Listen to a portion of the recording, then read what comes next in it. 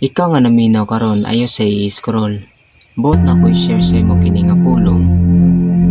Wala ba ka na sa digsoon nga daghan ay mga tao karon mga pilosopo, mga bakakon, mga mapahinatasyon silang kagalingon, mga mahigugmaon silang kwarta.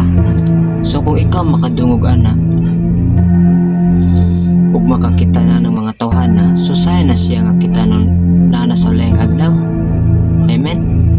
Kaya mga tao sa layang adlaw mga igsuon, nagingon ang balaang kasulatan sa 2 Timothy chapter 3 verse 1 hangtod sa 4. So ingon dire, this know also that in the last days perilous times shall come. So kinahanglan ka mahibalo niini nga sa layang adlaw maabot ang panahon nga makalilisang. Kaya mga tao sa layang mga adlaw, nagingon ng verse 2, for men shall be lovers of their own selves. Mga mahigugmaon silang kagalingon, covetous, mga mahigugmaon silang salapi, boasters, mga hambog, proud, mga mapahinatas-anon silang kagalingon, blasphemers, mga mapagtunggayaw,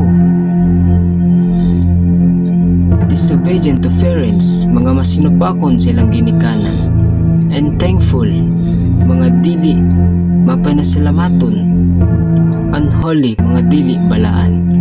Ingon ng verse 3, without natural affection, mga walay pagbati sa gugma, trust breakers, mga dili malukmay, false accusers, mga tigbutang-butang, incontinent, mga walay pagpugong silang kagalingon, fierce, mga babangis, despisers of those that are good, dili sila ganahan muhigugma sa maayo.